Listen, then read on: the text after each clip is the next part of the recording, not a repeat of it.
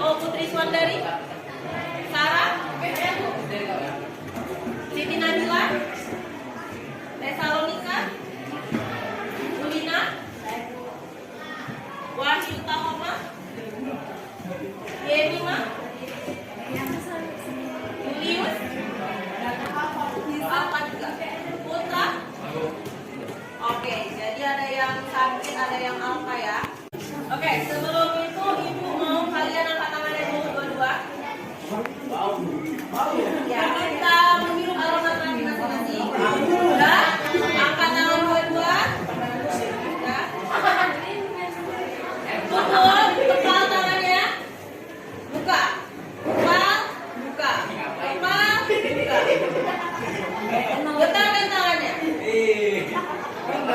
Dalam hitungan ketiga, teriakkan bisa ya?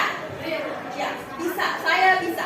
Oke? 1, 2, 3. Saya bisa. Ulang lagi. 1,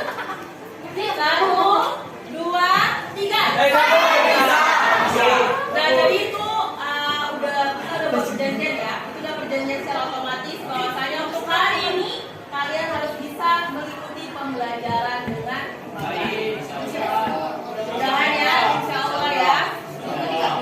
Oke, nah sekarang kita hari ini ada yang tahu mau belajar apa? Oke, kalian bisa buka di buku paket halaman 129. Faktor dinamika dan proyeksi kependudukan. Oke, ada yang masih ingat nggak? Sebelumnya, materi sebelumnya kita membahas tentang apa? Ayo, pada semester 1 kita membahas tentang apa? Energi dan terbarukan, ketahanan pangan. Lalu apa lagi? Industri. Nah, materi sebelumnya itu ada nggak hubungannya dengan materi? Kalau ada apa? Ayo, abang tadi bilang ada apa juga? Ayo, Heri. Apa hubungannya ketahanan? Kita ambil satu contohnya. Ketahanan pangan hubungannya dengan kependudukan. Ayo, apa? Untuk bisa hidup, maksudnya gimana? Oh, nggak makan, nggak hidup. Oke, konsep yang lebih teoritisnya. Ayo, ada yang lain yang tahu? Ayo.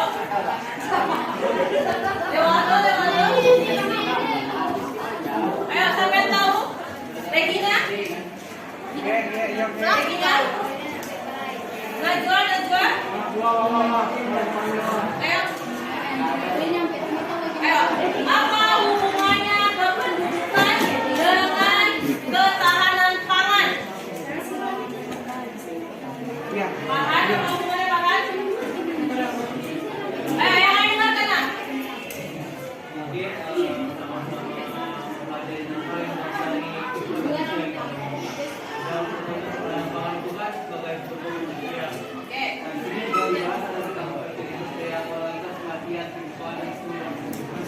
Oke.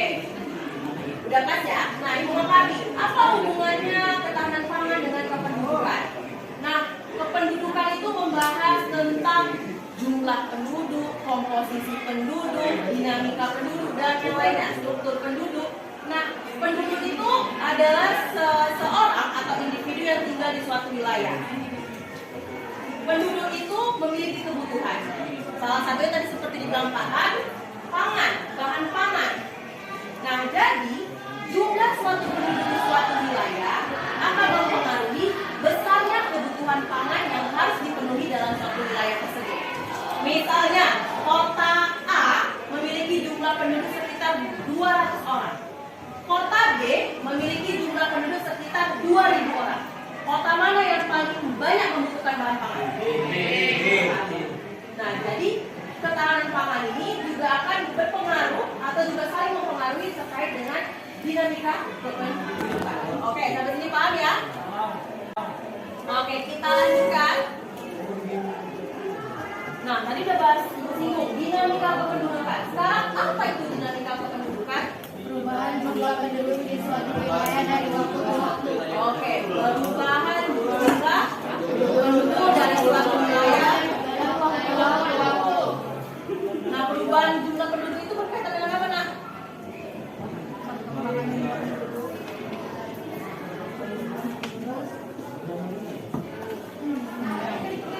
Kenapa penduduk itu bisa berubah-ubah? Jumlahnya kenapa bisa berubah-ubah dalam setiap tahun? Karena ada kelahiran. Lalu perpindahan. Nah, jadi dinamika penduduk itu adalah perubahan kondisi suatu penduduk di suatu wilayah dalam kurun waktu tertentu akibat adanya proses demografi, kelahiran, kematian, dan perpindahan. Oke, sekarang kita akan bahas satu faktor-faktor yang mempengaruhi dinamika penduduk. Nah, yang pertama adalah kelahiran atau fertilitas atau natalitas. Nah, jadi angka kelahiran ini nanti dibagi menjadi angka kelahiran kasar, umum, dan menurut kelompok usia. Nah, ini nanti lebih spesifiknya akan kita bahas di pertemuan selanjutnya. Nah, kelahiran, angka kelahiran atau besar kecilnya jumlah kelahiran di suatu wilayah itu dipengaruhi oleh beberapa faktor. Nah, itu misalnya faktornya penggunaan alat kontrasepsi, pengangguran, tingkat pendidikan, status pekerjaan wanita, serta pembangunan ekonomi. Oke, ada nggak salah satu sini yang bisa menjelaskan mengapa faktor-faktor tersebut bisa mempengaruhi tinggi rendahnya angka kelahiran? Ambil satu sampel, misalnya dengan tingkat pendidikan. Apa hubungan tingkat pendidikan dengan tinggi rendahnya angka kelahiran di suatu wilayah? Ayo, apa hubungannya tingkat pendidikan dengan tinggi rendahnya angka kelahiran di suatu wilayah? Ayo, kenapa sih kok tingkat pendidikan ini dapat mempengaruhi angka kelahiran di suatu wilayah? Ada yang bisa jawab? Ayo, apa menurut Anda, Bang? Yang lain? Wahyu, ayo, apa menurut Wahyu? Anda? Ada yang tahu? Ibu ambil sampelnya aja. Nah, misalnya seperti ini. Kalian sekolah, ini sekolah tingkat SMA. Terus kalian ada yang mau lanjut ke perguruan tinggi? Ada? Ada ya. Nah, semakin tinggi tingkat pendidikan seseorang, maka dia akan menunda usia pernikahannya. Kecenderungannya ya, ini teorinya ya. Nah, semakin lama usia pernikahannya, maka angka kelahiran atau jarak usia kelahiran yang dia miliki juga semakin sedikit. Nah, jadi misalnya gini, misalnya sekarang lagi tren ya, wanita independent woman.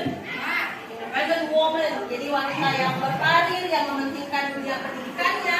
Nah, ini semakin banyak nih wanita-wanita ataupun juga pria yang berkuliah, lanjut ke S2, S3. Nah, mereka udah nggak fokus lagi untuk menikah. Mereka lebih fokus untuk membangun value kehidupannya untuk lebih berkarir dalam jenjang tinggi. Nah, kalau misalnya angka pernikahannya berkurang atau jumlah orang yang menikah ibaratnya menurun, maka angka kelahiran atau fertilitas juga menurun. Selain faktor ini, ada nggak yang mempengaruhi angka kelahiran di suatu wilayah? Sudah sering nih, kalian semua nih. Berkaitan dengan budaya. Berkaitan dengan budaya. Ayo, ada yang tahu? Ada yang tahu istilah banyak anak, banyak rezeki? Nah, jadi label atau stereotip budaya di suatu wilayah tertentu itu juga mempengaruhi angka kelahiran. Nah, kalau misal sekarang ini orang Indonesia ini banyak sekali ya menganggap banyak anak banyak rezeki. Nah, jadi semakin banyak dia memproduksi anak gitu ya, dan seperti pabrik. Oke, pokoknya hasilkan aja anak sebanyak-banyaknya, rezeki akan datang. Nah, itu budaya-budaya yang ada di pola pikir masyarakat Indonesia itu akan mempengaruhi angka kelahiran. Padahal itu adalah pola pikir yang salah ya, Nak. Dimana kalau kita banyak anak, maka harus banyak rezeki yang dicari.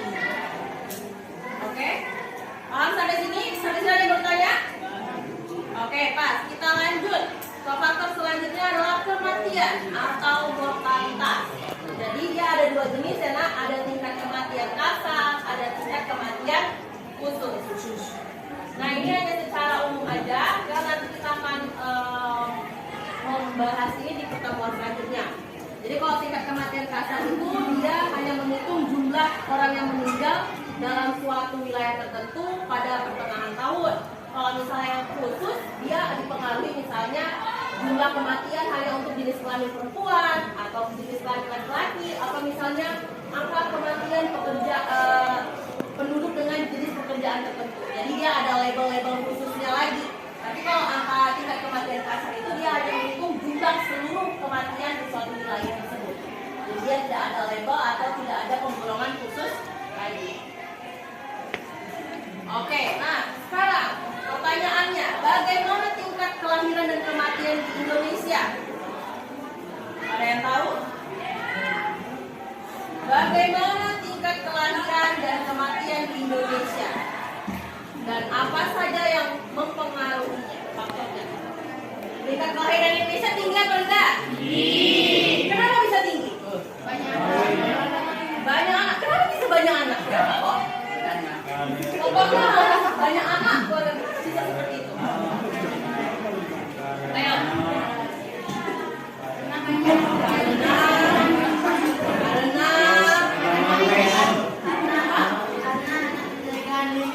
Oke, karena anak menjadi penerus keturunan. Nah, ini juga berkaitan dengan budaya ya, nak. Apalagi kalau suku Batak wajib punya anak laki-laki. Dari sebelum dapat anak laki-laki terus produksi. Terus bikin saudara ya. Nah, selain itu nak, anak dianggap sebagai penerus keluarga. Pernikahan dini, yes.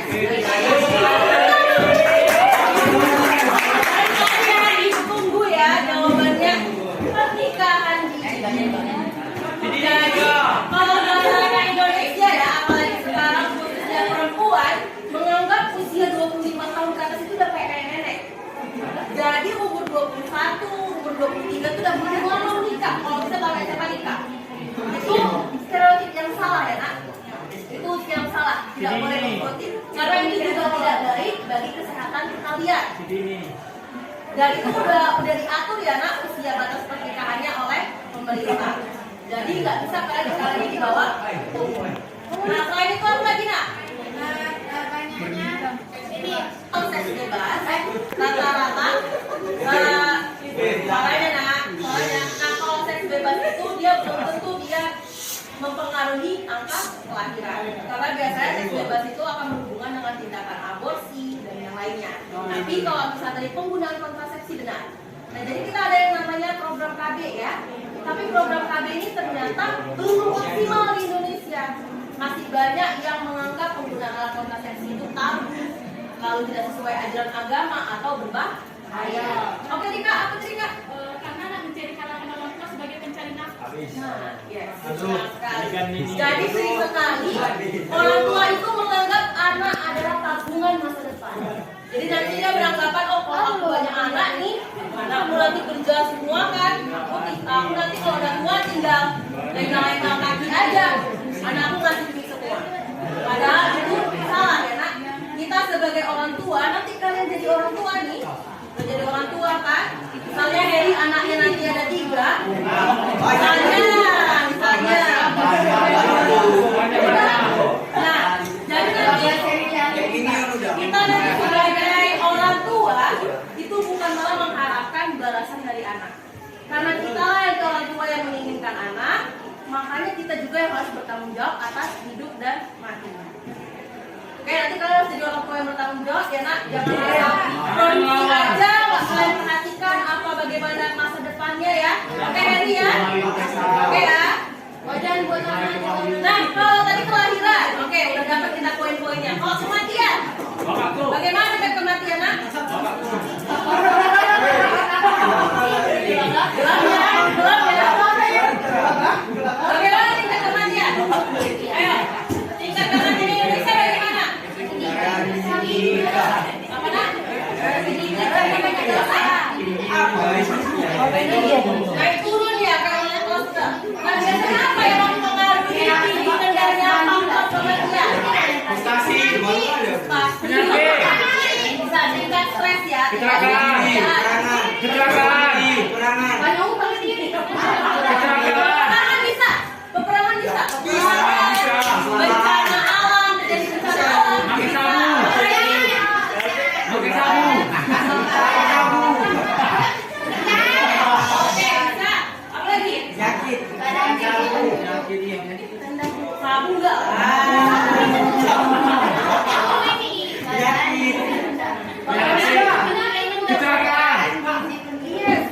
penduduknya rendah. Oh, faktor usia. Faktor usia ngomong. yang alami ya, alami. Nah, tadi gizi sama kesehatan. Kriminalitas, oke bisa. Jadi tingkat pembunuhan bisa meningkat, angka kematian juga meningkat ya. Tadi terkait gizi dan kualitas kesehatan. Bagaimana fasilitas kesehatan Indonesia? Kenapa kalian bilang buruk? Ayo, yang bilang buruk. Karena setiap misalnya kalian pernah nggak sih setiap dari ke sekolah ada puskesmas datang ngasih tablet darah? Ya. Kadang itu udah mau expired baru dikasih orang itu atau setelah expired. Jadi masih banyak kasus-kasus di sektor kesehatan Indonesia yang masih sangat-sangat mempengaruhi ke kualitas kesehatan penduduk. Karena gini, kesehatan penduduk suatu daerah itu juga ada peran dari pemerintah. Bagaimana pemerintah menyediakan layanan kesehatan, asuransi kesehatan, BPJS, ada pakai BPJS? Ada. Nah, bagaimana pengelolaannya, bagaimana pelayanannya itu juga mempengaruhi. Karena kalau pelayanan kesehatannya kurang bagus, fasilitas kesehatannya kurang bagus, maka juga tingkat kesehatan masyarakatnya juga rendah. Bayangin, masyarakat Indonesia ini masih sering loh untuk berobat aja ke luar negeri. Sedikit-sedikit ayo ke Penang, sedikit-sedikit ke Singapura. Kenapa rupanya di Indonesia? Karena kurang fasilitas. Karena Indonesia negara terbaik. Ini layanannya kurang. Iya. Layanan kurang. Berarti ada masalah kan di kesehatan Indonesia. Oke, selanjutnya. Nah, perpindahan atau migrasi. Nah, jadi di sini nak, yang perpindahan yang ditekankan itu adalah dia perpindahan yang menetap. Bukan kayak misalnya, oh saya meliburan ke Bali 2 bulan. Nah, itu enggak ya nak, tapi dia perpindahan yang menetap. Misalnya, Bang Nanda mau pindah ke Meksiko.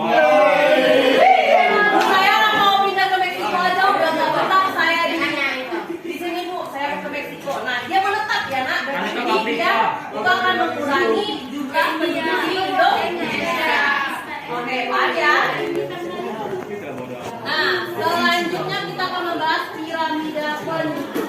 Nah, perhatikan nak, di piramida penduduk ini ada kata kunci komposisi penduduk. Apa itu komposisi penduduk? Ayo, silakan buka bukunya, ada di belakang. Pengelompokan data-data kependudukan berdasarkan variabel tertentu. Apa aja variabelnya? Komposisi penduduk biologi. Biologi, sampai di biologi. Meliputi umur dan jenis kelamin. Umur dan jenis kelamin, terus Sosial.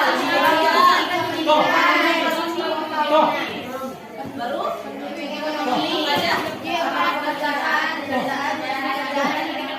Oke. Nah, jadi sekarang kita akan membahas piramida penduduk.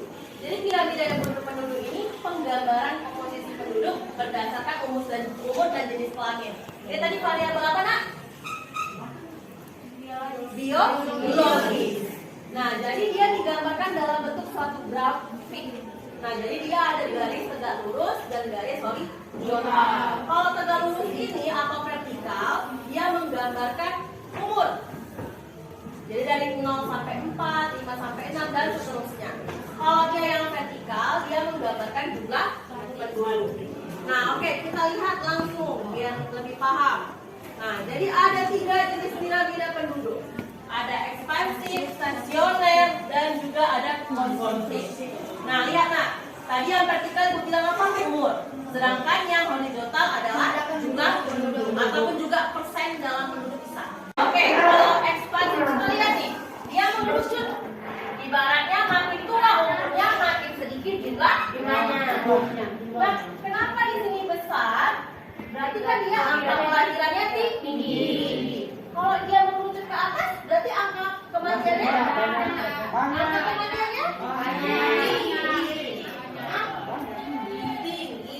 jadi sini terlihat bahwasanya angka kelahirannya tinggi, angka kematiannya juga tinggi.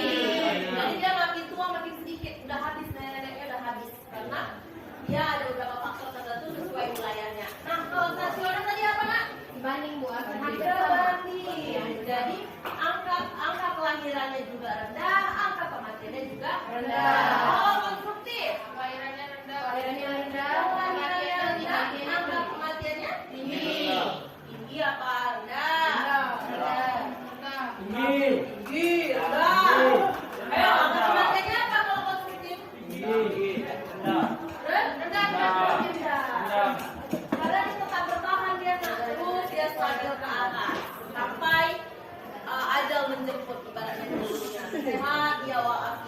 Oke, udah bisa dibedakan ya tiga jenis piramida ini?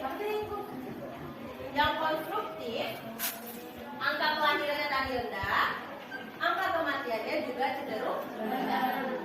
Persebaran penduduk, nah jadi persebaran penduduk itu ibaratnya bagaimana sih? Misalnya seperti Indonesia, di mana aja penduduk Indonesia tinggal, ada di pulau mana aja.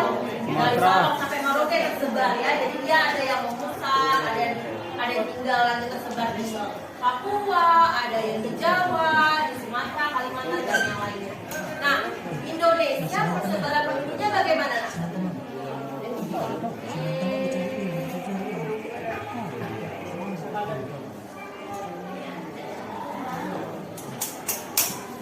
Nah, menurut kalian persebaran penduduk di Indonesia bagaimana? Alami. Bukan itu. Kait dari persebaran penduduknya di Indonesia itu gimana? Merata atau tidak? Tidak. Kenapa kalian bilang tidak? Kenapa tidak merata? Karena tingkat kepada Ya, kenapa tidak kepada penduduknya? Ayo, kasih contoh nyata. ini Bu kayak Kayak mana bilangnya ya? yang di sini. Tadi kalian sudah sepakat Bu, persebaran penduduk di Indonesia tidak merata. Kenapa tidak merata?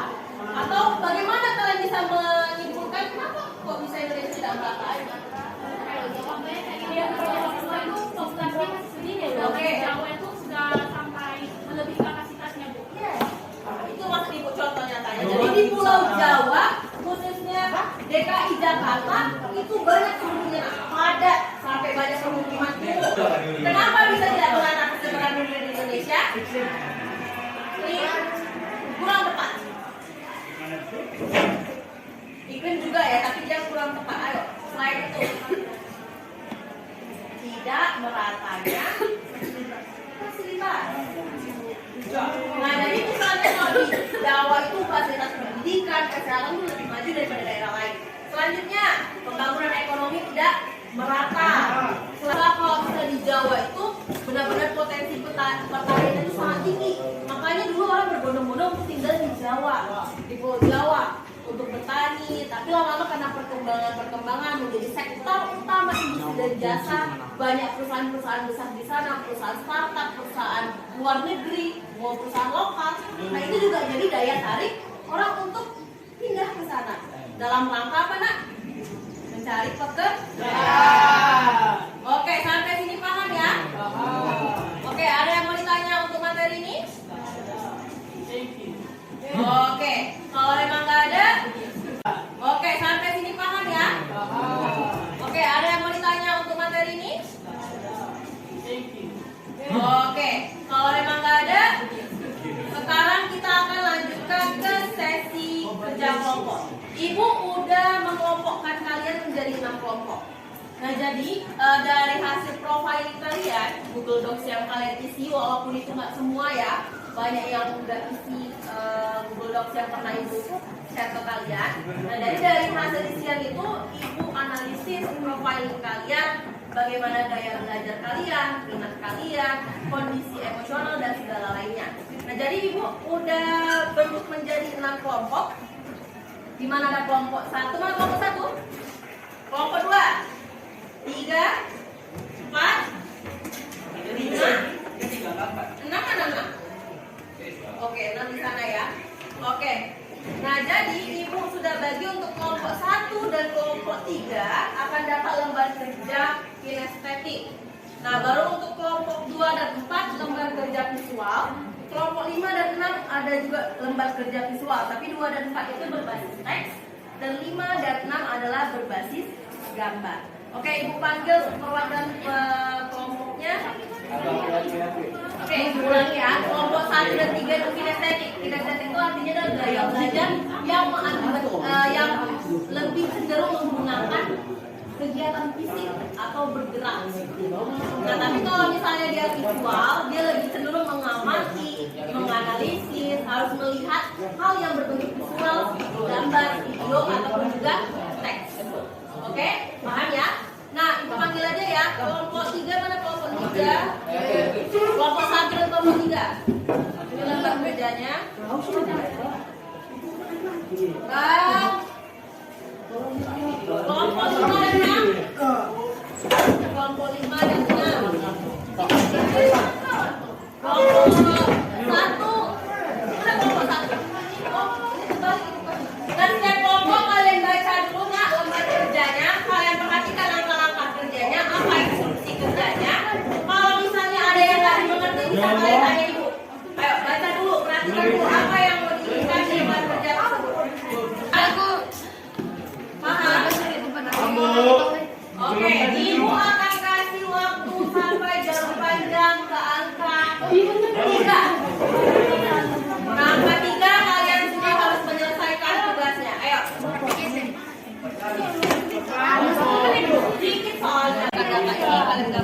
piramida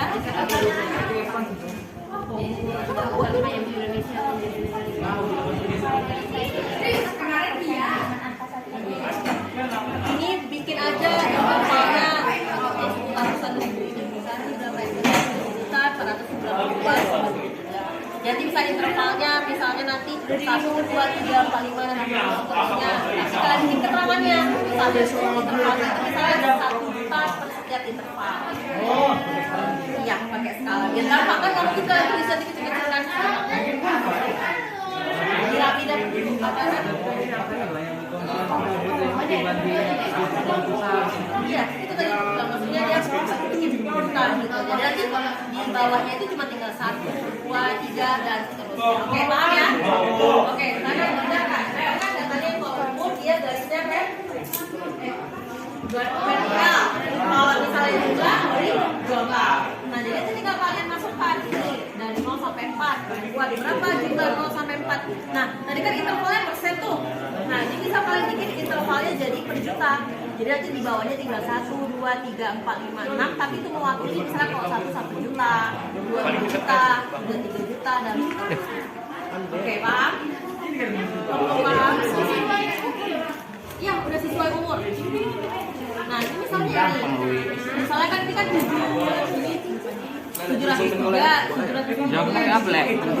Ya. Jadi kalau misalnya kita bikin 0 sampai 1. Nah, ini tadi ada jumlahnya kan?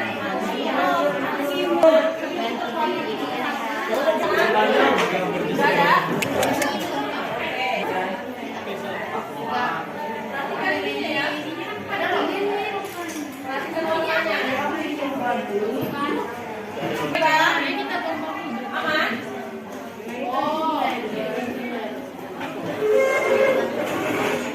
Jadi, siapa yang udah selesai kerjanya? Oke, dan kelompok 1 dan kelompok 3 ya, yuk. Nah, jadi Ibu minta nanti setiap kelompok yang belum nanti kerjakan nanti di rumah dan dekat, setiap kelompok akan membuat video presentasi. Oke, Bu. Nah, jadi nanti hasil diskusi kalian presentasikan dan kalian videokan. Nanti kalau bisa kalian kirim melalui WA Ibu. Deadline-nya adalah besok pukul 10 malam. Jadi bisa kalian kirim lewat WA Ibu. Oke, paham? Paham, Bu. Oke, selanjutnya kita akan adakan kuis. Untuk kuis, untuk Oke, tes tulis harus kalian sekali tadi, nih. silakan kalian keluarkan handphone kalian. Oke, dan join ke website-nya.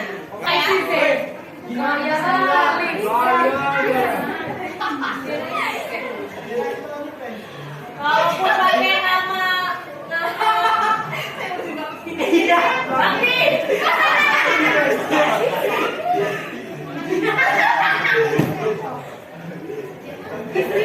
Kalau nggak namanya nak, kalau pakai ini ada namanya lah. Oke, ayo udah berapa orang nih? 20. Jadi aku. Kalau berjumlah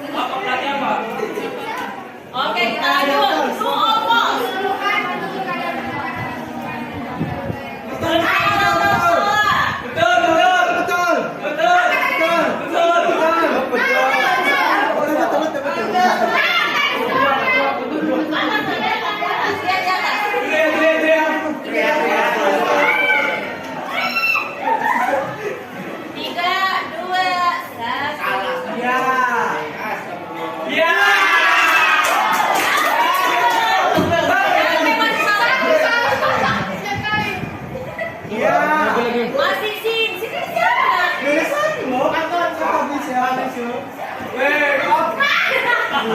dia. Oke, selanjutnya. Tunggu masih habis Bu. Ayo, selanjutnya apa jawabannya? Komposisi penduduk menggunakan indikator. Yang tahu jawabannya simpan di sini. Kalian juga. Ayo lagi. Jawabannya kalian juga.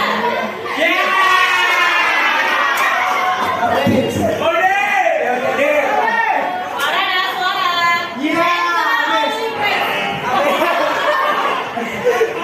Baik, saya. Oke, soal nomor 4.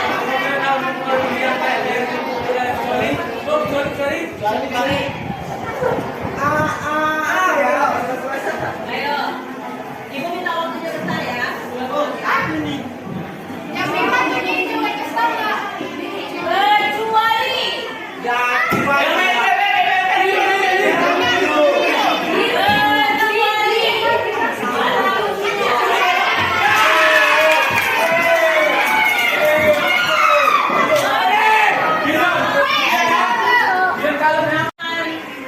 Pembelajaran baik dari diskusi kalian lalu kalian mengerjakan soal. Nah, ibu minta satu orang dulu untuk memberikan kesimpulan pembelajaran hari ini. Satu orang. Ayo. Pertemuan kemarin Regina ya kalau nggak salah. Sekarang ayo satu orang berikan kesimpulan juga kesan dan pesan kalian terhadap pembelajaran hari ini. Oke. Ayo siapa? Tadi lu siapa menang skor paling tinggi? Sin. Ayo siapa? Siapa? Mana ya? Siapa sih tadi? Rento. Siapa sih tadi? Ngomong apa sih ya? Ayo siapa sih tadi? Lagu gila kan. Ini goreng aku kan. Oke, Dewaldo ayo berikan kesimpulan dan kesan dan pesannya. Perjalanan kali ini menyenangkan. Ini bisa berkumpul buat ngomong diskusi tentang faktor dinamika dan kedudukan. Kesimpulannya apa aja yang paling bisa dipahami? Dulu kami dapat jadi dinamika penduduk yaitu kondisi di saat keadaan penduduk atau struktur penduduk, jumlah dan kesebarannya mengalami perubahan akibat terjadinya proses demograf yaitu kelahiran, kematian dan perpindahan. Oke, nah tentang dulu Dewaldo. Nah oke, tadi ibu udah kasih tugas proyek selanjutnya. Kalian buat produk berupa video presentasi, silahkan kerjakan, jangan lupa dikumpulkan. Lalu nanti ibu juga akan share ke ketua kelas kesempatan untuk Google Form penilaian mandiri, penilaian diri dan teman sebaya. Ibu harap kalian isi supaya ada untuk penilaian kalian di keterampilan dan sikap. Dan ibu akhiri pembelajaran hari ini. Kita akan berjumpa di hari Jumat untuk materi selanjutnya. Silakan baca juga untuk materi selanjutnya biar lebih aktif lagi diskusinya. Ibu berikan apresiasi yang penuh